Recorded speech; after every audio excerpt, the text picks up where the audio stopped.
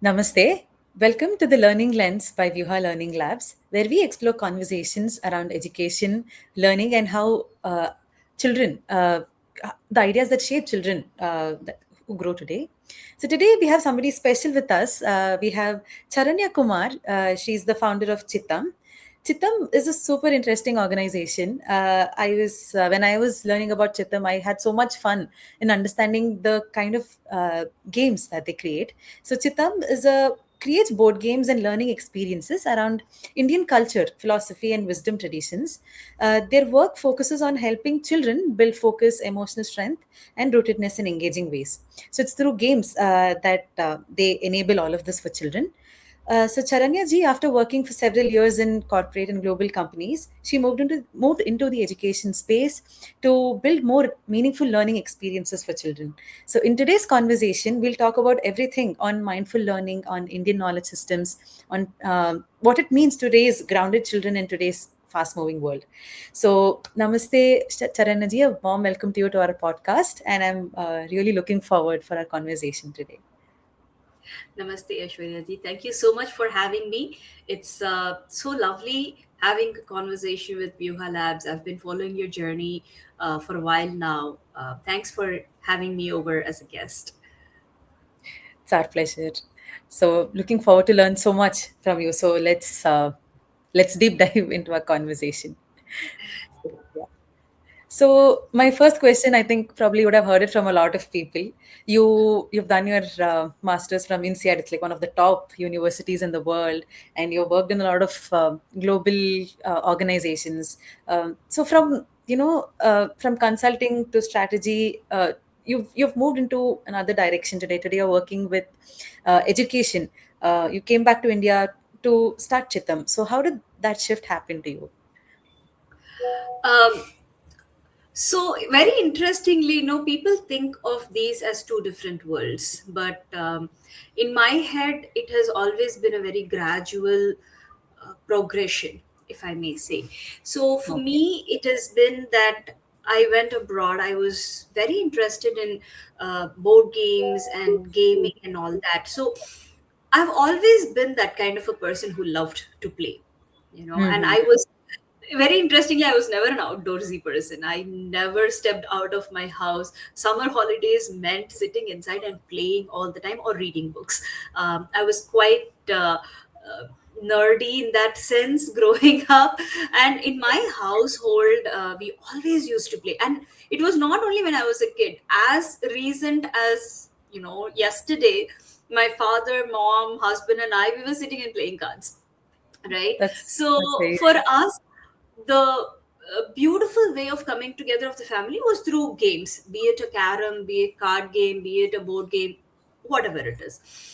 So if I come from that kind of a background, and then I went abroad, I did my masters in computer science, specializing in game design.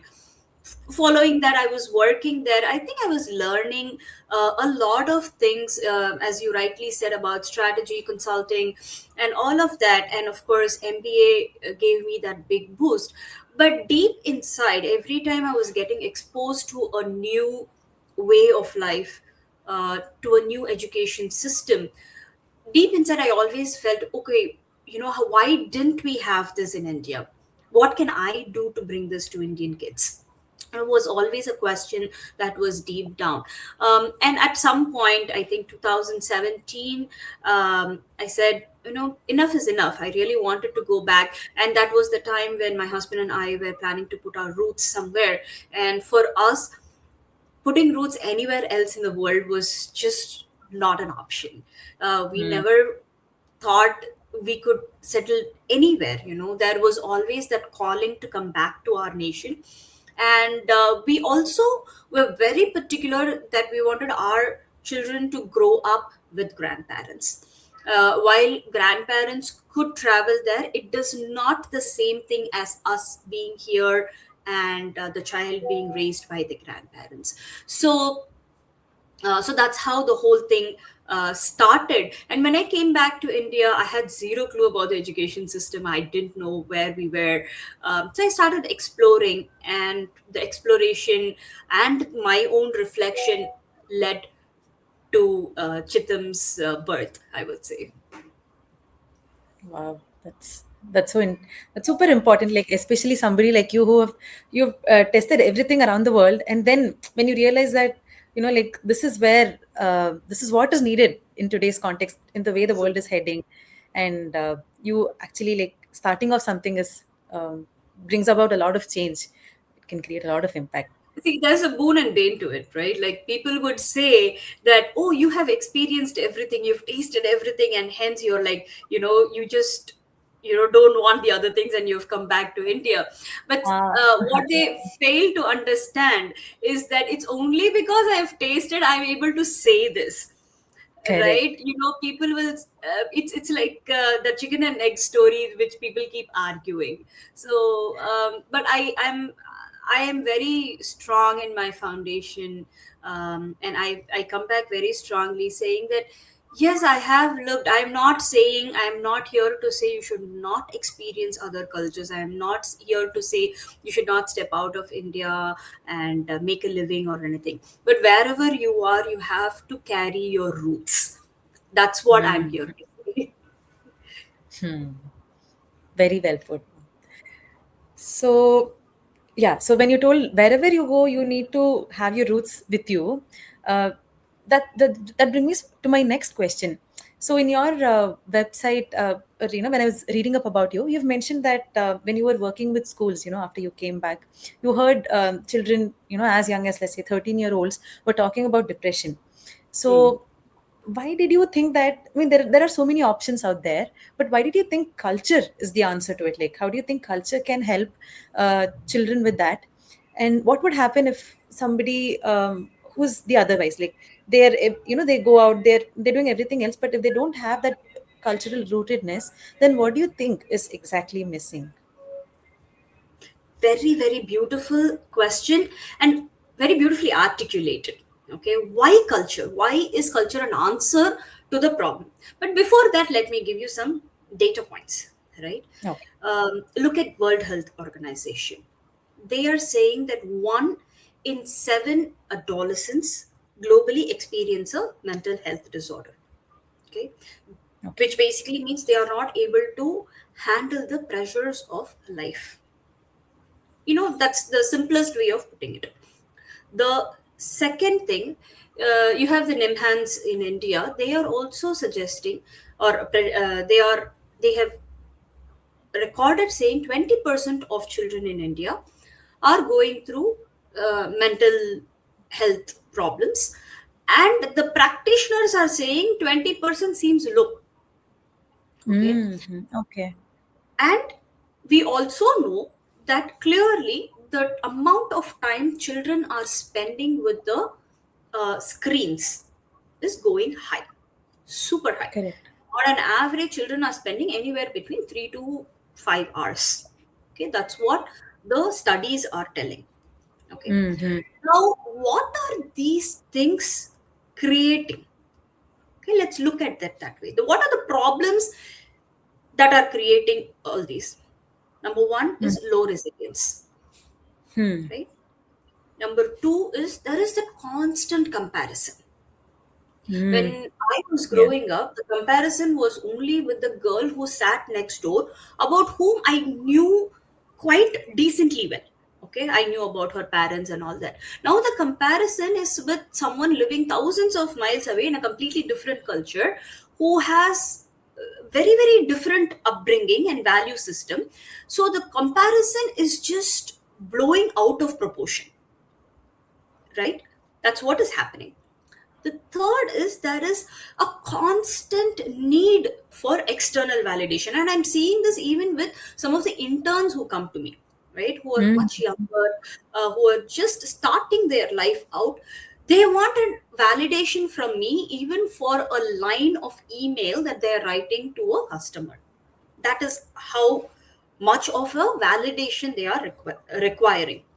Hmm. And they're so emotionally fragile, right? When I still remember when I was 20, I got my first job, my first internship. I would go to the office in the morning and have a conversation with the boss. And very interestingly, my first job was to create serious games. There was a training center where the students were put through a lot of training material, and they were working like 7 or 8 hours a day of training, just studying. So they Hmm. wanted me to gamify some aspects of it so that the engagement is high. Hmm. And I remember coming up with ideas, not just ideas, but executing them, implementing them. But today, when I give such a very broad statement or a problem statement for the children to solve or the students to solve, the first question is, oh, but this is so abstract. Okay, they don't even stop and think, where do I begin? Right? Hmm. So now that we have understood the problems, now that we have the data to support it, let us think about what culture is and what culture gives us. Okay. Hmm. Culture, first thing it gives us is identity. Who am I? Right? The Hmm. moment I understand I am an Indian with Indian roots, I come from a so and so family, and suddenly you understand your problems and your solutions in your context, Hmm. Hmm. Got it. right? That is the first thing. And it does not pay way to this fragile identity. Okay, oh, who am I? Is not something to be compared against uh, people living thousands of miles away, but it's just rooted in the place I am growing in, the people that I am with.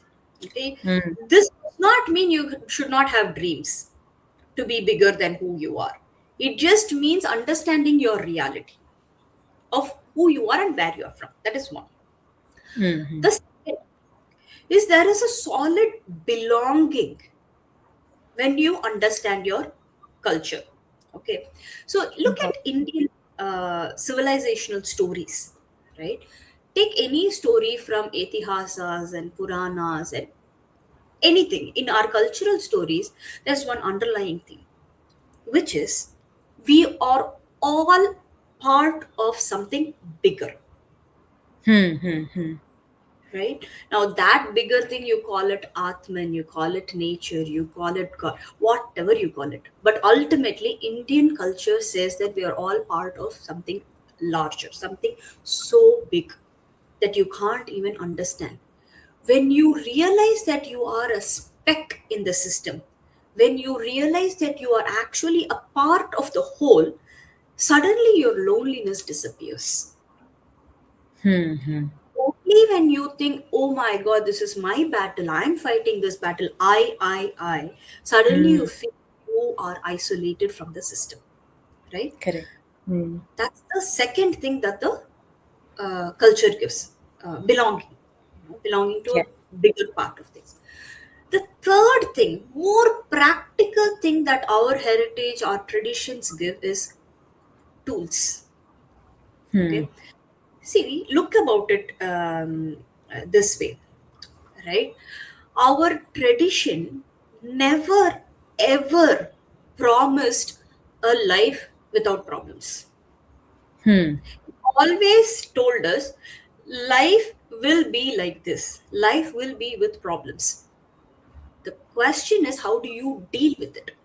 That is Hmm. why the question of waking up at a Brahma Muhurtam, having an early start, starting your day with a meditative process like drawing a column, you offer every action of yours to the supreme power, you let go, you go with the flow. All of these, the rituals of community coming together, seva, right? What do you give to others always takes precedence than what you receive from others.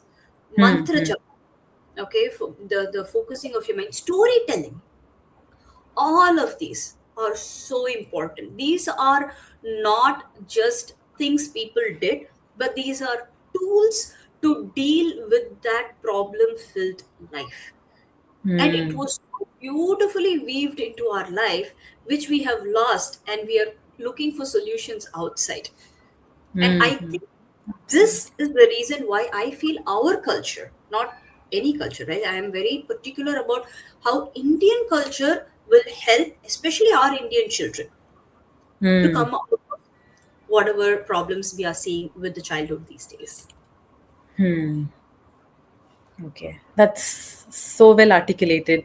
Like you exactly mentioned what problems children face these days, and I mean the statistic was actually shocking when you told 1 in 7 children, have faced depression. That's not a small number at all, but If this is absolutely worldwide, this is worldwide. That's what WHO is saying.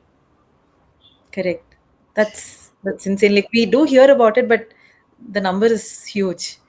So, I mean, very absolutely agree with everything that you told about culture.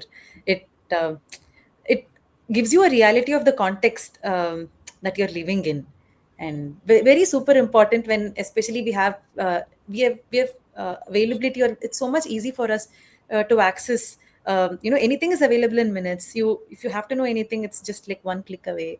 So when the access is so much, I think this is what brings that mindfulness and that reality check in oneself. Very well agree. So yes, so my next question to you is, now I'm super curious. I want to know what you do at Chittama. So I know it's a game based organization, but tell us more about your games. What are some of the games that you have, and how what is the age group that it caters to, and that. So Chitam is a screen-free educational entertainment game making company where we intend to impart cultural education to children to keep them rooted and become more emotionally resilient. Now Hmm. those are like a lot of big words, but if I have to simplify it, how do you wean your children away from screens and keep them rooted in Indian culture? It's simply Hmm. what we do. Hmm. Hmm. How do we do it? We do that by making cultural stories in meaningful, fun, and relevant for the children.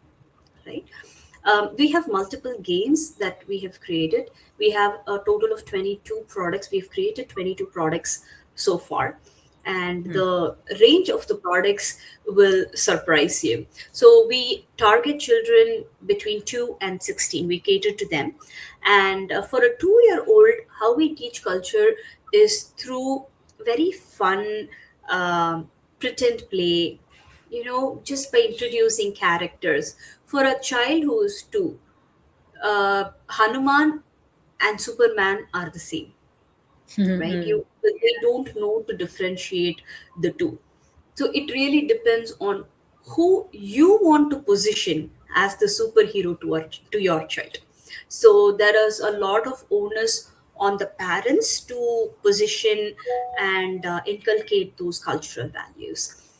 So that's how we target, or that's how we cater to children between 2 and 4. We talk about gratitude towards food. How do we treat our gods? What is god? And what are the names of the gods? What do they carry? So kind of grabbing their attention to things that they can see and touch. Right? For Hmm. example, we have an observation kit called Look Around. Even at 2, I've seen so many parents when they hop into the car, the first thing they do is to give the screens. Like, oh, okay, Hmm. keep in the Yeah. car.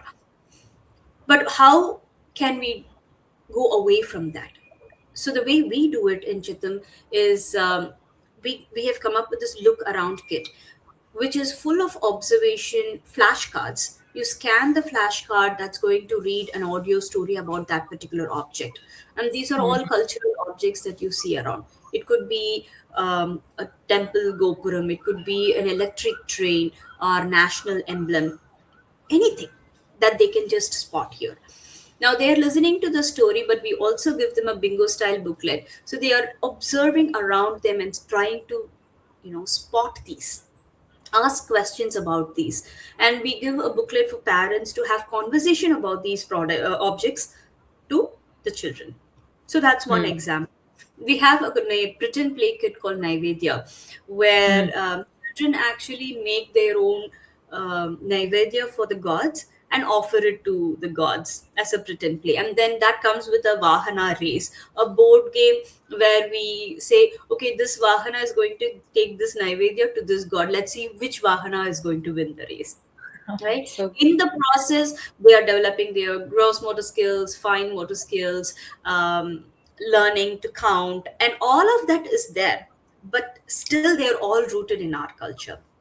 And when hmm. the child grows a little slightly older, you start introducing the concepts of sitting in one place, doing Hmm. that dhyana, meditating, understanding about the temples, understanding. And I'm not only talking about this from the Hindu way of life, I'm talking about it from a patriotic lens as well. We need to know about what life is in the northeastern countries. If I don't know what these people eat, how they live their life, how am I expected to have this camaraderie and look at them as fellow Indians, right? Correct. And how do you instill that curiosity?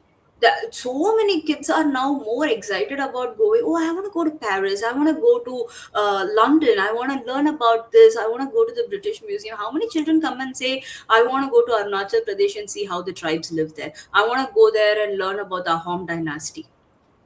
Children don't say that. Why? Because they are not aware of it.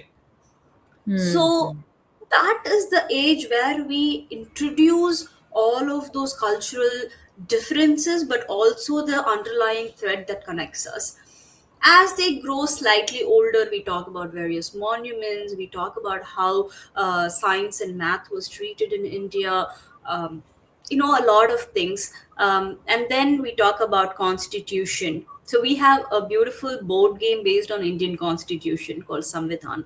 And Hmm. today, what we all know of constitution is it's a textbook that we all memorized for a few marks, right? But think about it, we all use it in our everyday life. If we Hmm. all live in communities, if there is there's an association formed, are we as citizens allowed to form an association? What can we do and not do? All of this is in our textbook, right? All of that is in our constitution, and that defines literally every day of our life, and we Yes. don't pay importance to that. So we've come up with this board game for that. So that's how we kind of decide the topics, and the topics are so vast, there's so much to teach children. And we are such a small company, we wish we had 1,000 hours a day and 1,000 hands to do all these things. But that's typically how we go about catering to 2 to 16 years old. We totally believe that we have to catch them young, sow those seeds of cultural rootedness and patriotism, and then it will grow. It will grow, it will come back to help them when they are in their midlife and all that. Yeah. Very nice. That's so creative. Like games on Indian Constitution or Naivedyam and all of that. I wish I had these games when I was growing up.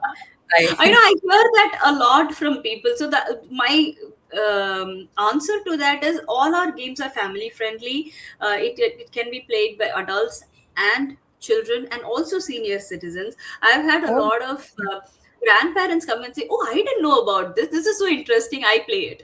So oh, I think so that's nice. the success of Chitam. It's not only for children; it's for adults also. Hmm. That's so nice.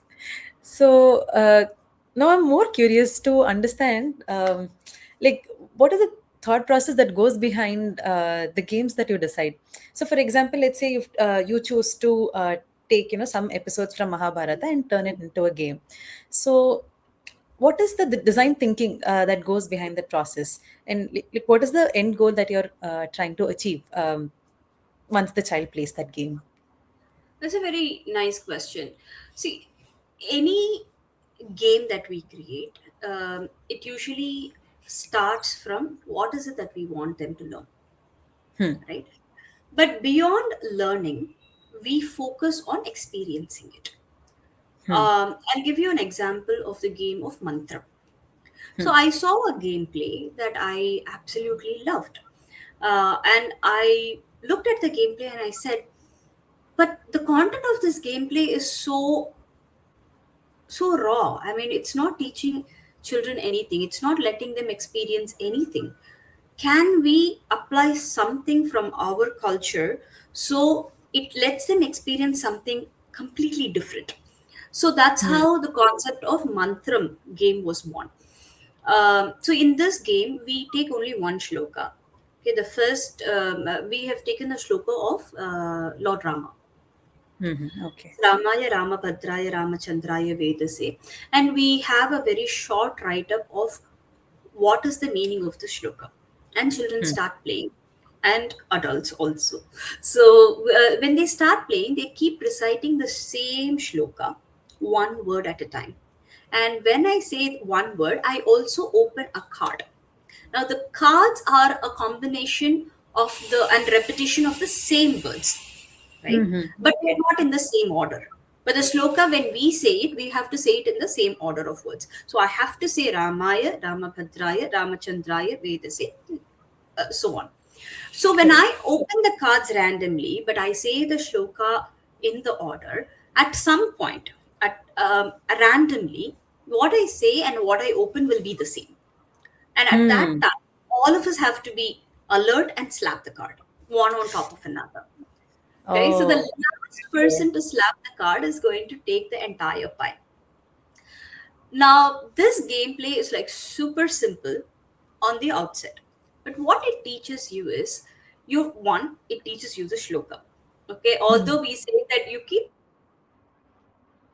the card with you, you can just tell the shloka. But when you realize that you are playing the game, you realize that you know the shloka very well. And so what they do is they memorize the shloka very quickly. That's one. The second thing that happens is their eyes are on it, ears are on it, they're saying it, they're touching, feeling it. They literally, their senses are there, and their mind is so focused on the shloka because they want to win the game. Right? The Hmm. alertness is at the peak.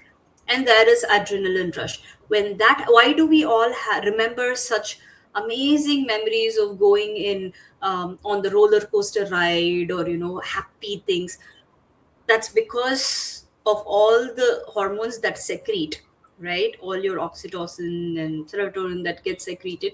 Now, we want to remember all that. I mean, that makes us remember those as happy memories. That's exactly what happens when you are playing this game as well. Okay. Hmm. Now you start associating mantra japa with something so happy, and your Hmm. mind is also alert. And long after you're done playing the game, your mind is still ringing with that shloka. It's rooting you, right? So this is not a game to teach mantra japa, but this is a game to make you experience what mantra japa is. So Hmm. every game of ours has been thought through that way.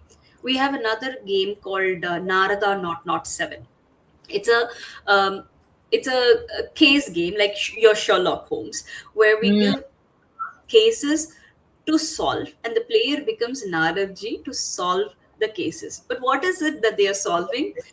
We created a backstory for it. We said the Vahanas in Mount Kailash are up to mischief, taking away belongings of the gods and hiding them in different temples.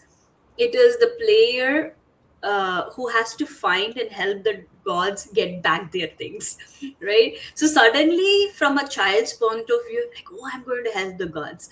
But what we actually do is we get them started on understanding the beautiful temples around India. Hmm. Especially playing this game, they learn about all the Shakti Pitams, all the Jyotirlings, and all the Arupadai Vida and Ganesh ji's mandirs and all that. So, Hmm. you start to suddenly um, describe temple in a way that the child has not heard before, because all the children learn or hear is, come, let's go to temple and pray. They don't Yeah. associate temples with stories. They don't Hmm. associate temples with, imagination or anything like that. Suddenly, when you say, see, instead of saying, "Oh, let's go to Brihadishwara temple," and there is a big lingam, we have to go pray. Instead of saying that, if you say, "Hey, you saw this movie, right? That Ponni and Selvan, there was that one character. Okay, when the king built this, did you know what he thought about? He wanted his subjects to really, envision Kailash, and hence he did this, he did that." Suddenly, children are like, "Really? Does the temple really have that carving? Did the king really do that?" You're kindling their imagination. So these are Mhm. all the things that we keep in mind when we create a game. There is no one straight path to creating a game. Every game is a unique process, and I think that's what I enjoy about Titham as well. Wow, that's amazing. I really loved how it's not just them learning the concept, but it's about how they feel when they're doing it. That's more important, right? Like Yeah. associating mantra japa with not just learning the mantra, but how they what they should be experiencing when they're doing mantra japa. This is absolutely brilliant. Like for an older child, it's easier to sit silently, but to take that idea to a younger child through games, I think that's what is brilliant about. No, it is Uh, not easy for even the older Jay. As a matter of fact, it's not easy for adults also. Correct, correct. No, Hmm. yeah, it is. It's so True, difficult, right? Like we don't true. understand what it does to our body and mind. So we Yeah, have to let them experience it to even understand. yeah. These are such brilliant pathways, like to experience what the joy of mantra japa or visiting the whole idea of temples. This is too good. So I'm just curious, like how many do you have many more games planned that that you want to Yes. create?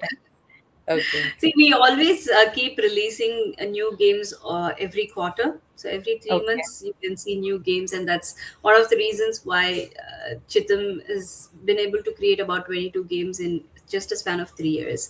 So Hmm. we are, yeah. So we do come up with very new games. That's very nice. And also curious, how long does it take, for you to brainstorm to finalize the plan and then create one game? It really depends on the gameplay, the content required for it. Hmm. So typically, we don't research and curate the content. We take researched content. So we Hmm. always reach out to scholars who have researched it, and we take the content from them and we gamify it. So our strength is in gamification.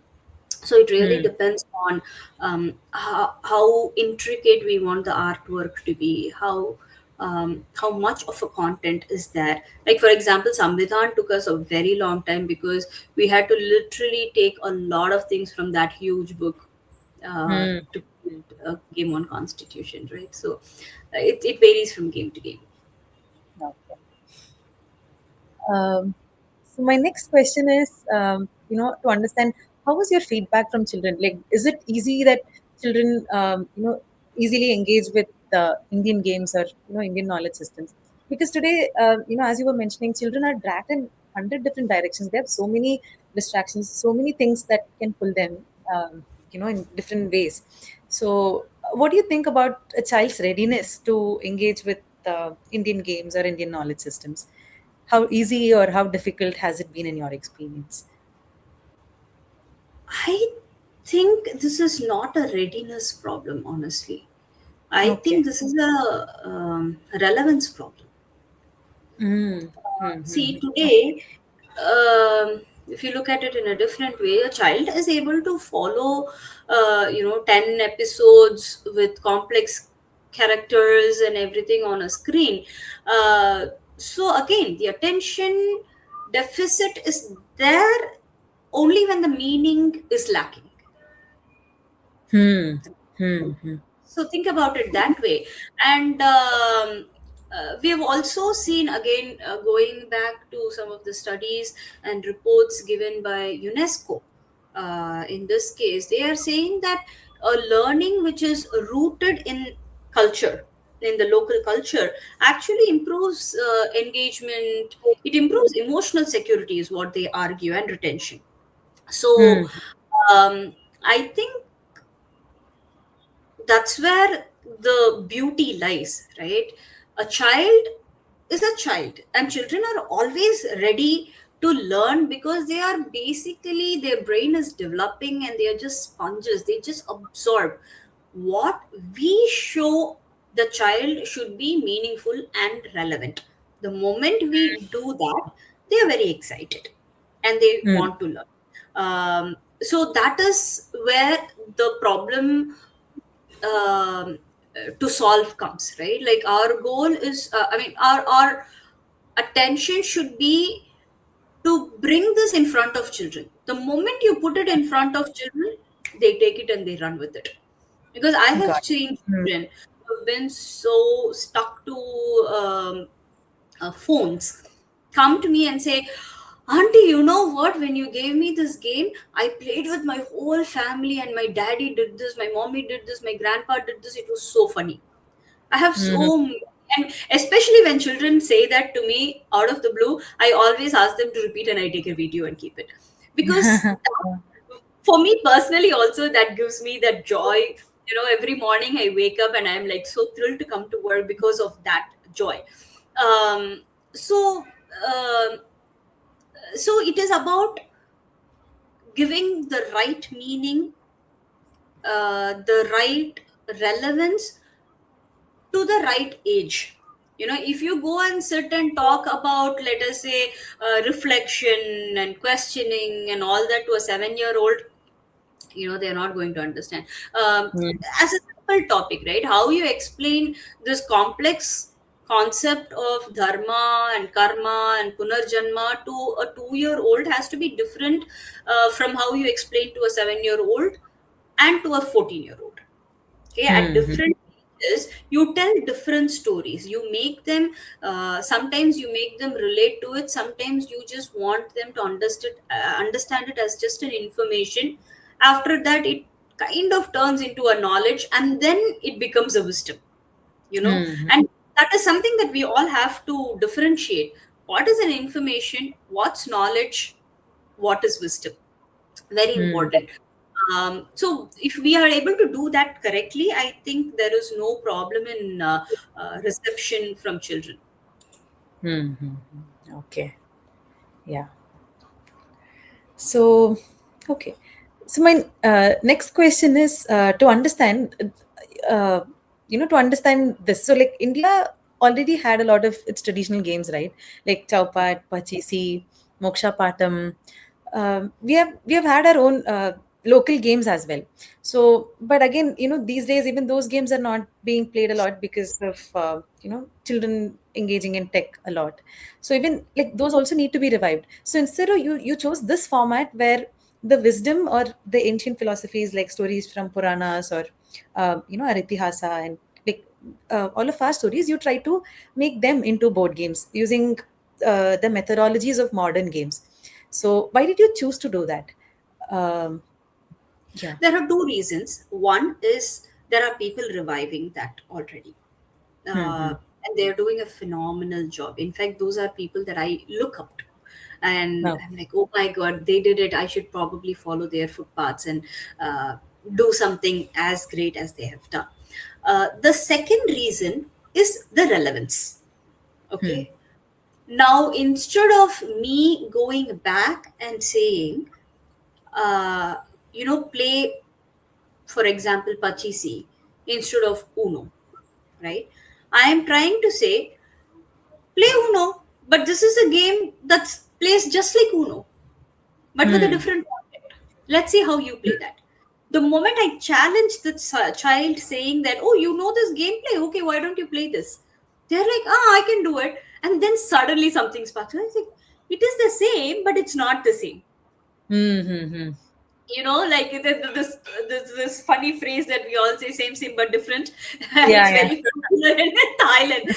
So that way the child starts to think like, it's same, but I don't know why. What does this mean? So what Hmm. happens is their focus shifts from gameplay to content because they already know the gameplay. They are not learning how to play the game.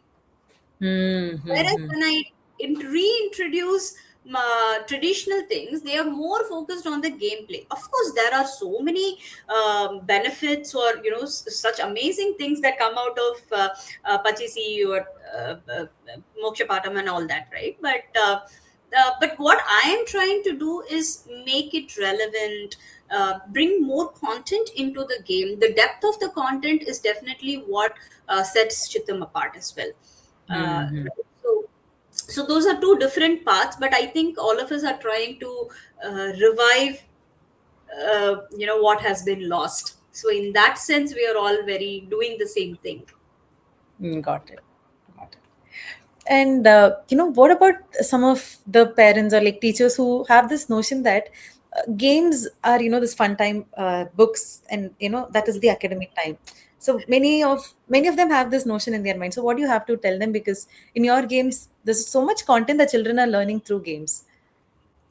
It is definitely something that we are trying to bring awareness to. Hmm. Parents seem to understand it far easily than teachers, I think. And but to credit teachers, the problem is we are not teaching teachers. We have to keep upskilling teachers also, because they are Hmm. still stuck in the older ways of communication and pedagogy and teaching and all that. So they are also struggling to get the attention of the child because of that. So the first things we do is we teach, train the teachers on what is working, what's not working. We try to Hmm. understand from them, and then we say, try this might work. Got it. Right, so that's something that the shift is happening, but a little slowly is my sense. There are some schools that have adapted to this new ways of teaching far better. First, teachers should be comfortable with the ambiguity in the system, Hmm. and the management should be okay with it. You cannot measure every single thing you teach and learn, so that ambiguity should be okay. And there should be more of the qualitative report Hmm. also. Right now we look everything from a quantitative lens, so that True. also should change a little bit. But it is definitely changing, because Chitam has been adopted in more than 160 schools. They have one game or the other. Some schools have a set of all the games. We keep hearing feedback from students directly and from children. Like, there was once when I was at a pop-up stall, a child came running, literally pulling his mom. He said, Amma, we play this in school. This is such a fun game. And it was a game on Tamil proverbs. So it That's is very, very nice when I see that happening. okay. That's brilliant.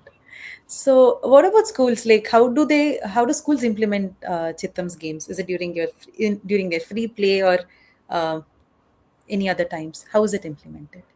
No, we do it two ways. One is we have a set of our games in the school commons where children take it during the substitute periods or during their games periods and play. But we are also nudging the teachers, kind of mapping it to the lessons in the textbooks, when Hmm. they can use it for better understanding. So, as I said, the game on Indian Constitution is entirely based on the CBSE syllabus of civics, right? And Hmm. then we have a game on Tamil proverbs, which again is directly related to what proverbs have been taught in the classrooms and enhancing their understanding of Tamil. And then we are now coming up with a game on Tirukural. Again, the Hmm. Tirukural that we have taken are all based on the Tirukural that is being taught in the sixth, seventh, and eighth grades in school. Hmm. So Hmm. we also, when we try to do that, we also try to align it with the syllabus, what's there in the textbooks. But we also go beyond the textbooks. Hmm. That's what brings in that experience and out of the box learning. Got it. That's superb. Like if you can learn something especially constitution, about constitution. If you can learn it through games, then what better way to remember it for longer times?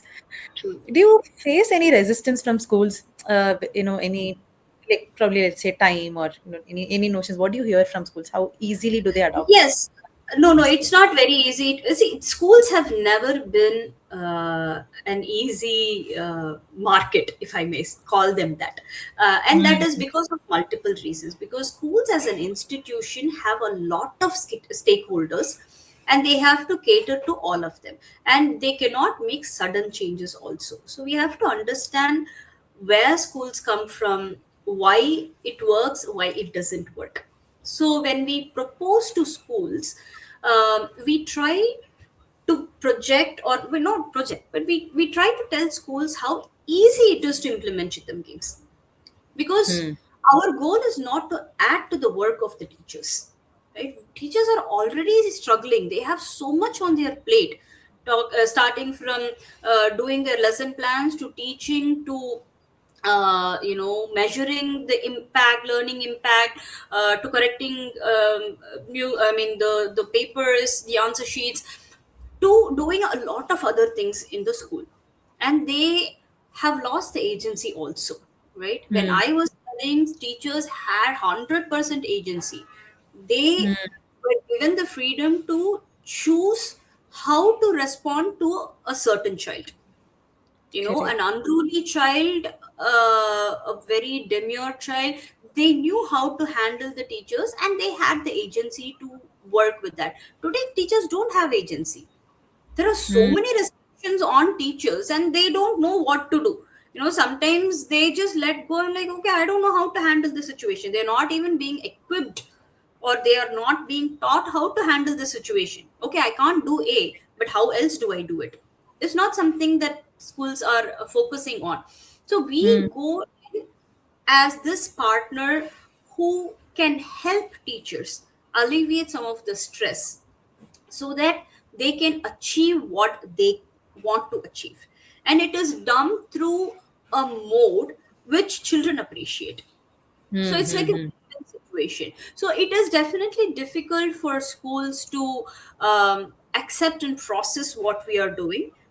So it is a little difficult, I wouldn't deny that. But the moment they recognize how beautiful it is, and how beautiful children perceive it, and how easy it becomes for the teachers, there's no going back. They always keep coming back to us. And we always, now that we have so many schools, we keep showing the same examples to the other schools as well, and that's been quite helpful. That that's so nice. Um, Brilliant. So, coming to my last question for you today, what is, let's say, if you could, put one Chitam game in every school tomorrow, what game would you put, or what do you think will change in the whole school? And your closing thoughts for parents, Suprabhatam. teachers. I would say Suprabhatam. Suprabhatam is an activity kit where we Okay. have stories, and a lot of schools have implemented this, and I've seen firsthand of how much of a change it brings about, not just in students but also in teachers. So it's a game, it's an activity where we start the day by reading a very short story, a story Hmm. that is rooted in our culture. It could be a story of a Raja, Rani, or a contemporary Indian. And a value that has been subtly highlighted in the story has been converted into a practical challenge for the entire classroom, for the entire school to practice. It could be Hmm. about honesty, it could be about standing up for what we feel is right, it could be about letting go, anything, right? Something that the child can practically do or reflect upon. And once they all do it together, 24 hours or 48 hours, they come back and share their experience of practicing the value. There is Hmm. no right or wrong, right? I Hmm. wanted to share this pencil, but I was very angry with this person. So I told that person I didn't have the pencil. I didn't want to share it. Totally fine. The goal is not to judge and say, no, you should have shared. The goal is to bring awareness to the child's emotion, to the child's experience of practicing that value. The moment Hmm. voices out saying that I was angry and hence I did it, the child has already realized that this action of mine is due to this, right? Mm-hmm. And the more the adults share about their own experience, the children also understand what it means to be an adult. Because as children, we all grew up thinking adult life was easy, right? And and when we all became adults, we were like, oh my god, I wish I was a child. We always think about it that way. But then prepping the child subtly for the adult life is something that we can do with this kid, and it also Mm-hmm. builds that group consciousness, which Mm-hmm. otherwise is completely absent in group settings. So this is a beautiful way to express, understand, come together as a community, as a society. So I would definitely say Suprabhatam it is for every school. That's awesome. That's such a beautiful game as well. Uh, and it's I don't think it's restricted to numbers also. Any number of people can come. It's perfect for school settings, like you mentioned. That's right. So yeah, so Charanyaji, thank you so much for this conversation. I really loved how I mean I have so many takeaways from this conversation. The way I look at games, the way I look at how Indian culture can help a child in bringing mindfulness and awareness, and how it can help the child. So I'm so inspired about the work that you're doing through Chitam. It's super important, especially at a time when children and not just children, even adults are feeling extremely disconnected and overwhelmed with the kind of world that we are living in today. Thank you so much for sharing your experiences, reflections, and insights with us today. And for everyone listening, do check out Charanyaji's work at Chitam. We'll leave the link in the description below. Uh, this is the Learning Lens by Vyuha Learning Labs. And if you enjoy this episode, do share it with someone who may find this meaningful. Stay tuned for more such conversations around education and learning. And we'll see you soon in the next episode. Thank you. Thank you.